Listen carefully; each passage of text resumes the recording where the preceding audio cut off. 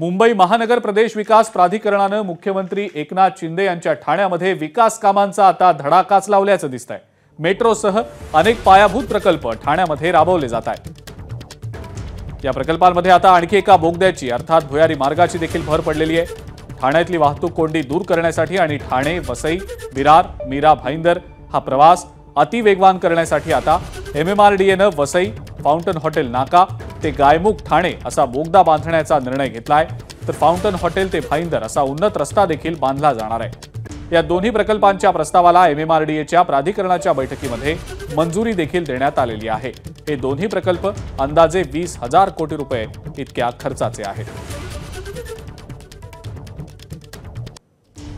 हे प्रकल्प नेमके कसे आहेत आपण पाहूया। गायमुख ते फाउंटन हॉटेल आणि त्यानंतर वसई पर्यंतचा हा प्रकल्प असणार आहे।